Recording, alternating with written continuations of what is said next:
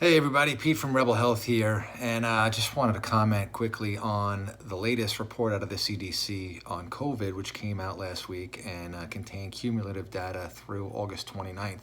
And this report was interesting for a number of reasons. First off, in the report, they stated that of the 170,000 COVID deaths, only 6% of the death certificates contained COVID as the only cause of death. The other 94% contained what are called co-morbidities. Now, comorbidity is an additional condition or illness that existed at the time of death. What's even more interesting is that most of the 94% didn't have just one condition, they had 2.6 on average, so almost 3 existing conditions. And some of those were chronic diseases like diabetes, obesity, high blood pressure, heart disease, and other respiratory issues. And some outright, a high number had actually the flu and pneumonia as well. So the point is here is, and we knew this going back to earlier in the year when we had some numbers coming out of Italy. And I remember Italy was a little bit ahead of us in the US as far as taking the brunt of the pandemic. And they had said at one point that 99% of their deaths of the people who died from COVID had a chronic disease, at least one chronic disease.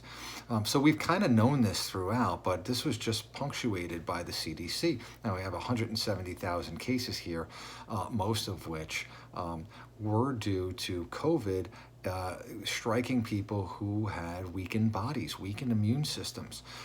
Again, largely in part due to lifestyle. 80% of the deaths have been in people over 65 years old. So if you're 65 and younger and not suffering from a chronic disease with a relatively good clean diet and exercise and whatnot, your chances of dying from COVID are statistically almost zero. And that's pretty powerful. And yes, we did kind of know that, but here we are knowing a little bit more with much bigger numbers from around the world, and that is the case. So what's the takeaway? The 6% of COVID-only deaths is less than 10,000 people.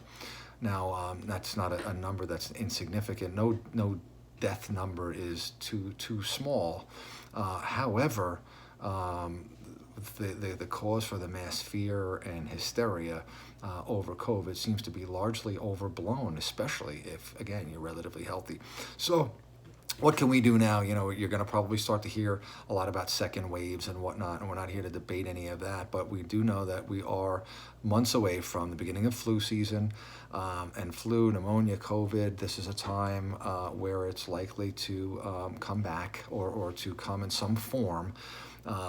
And these viruses can be defeated and handled by the body for the most part if we are healthy.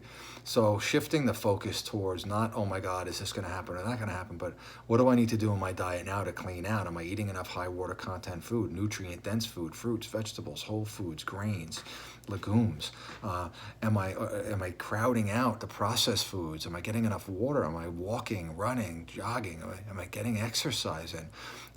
This kind of stuff, and releasing the toxicity in our bodies by eating and cleaning our diet will help us prepare for anything that comes this fall or thereafter.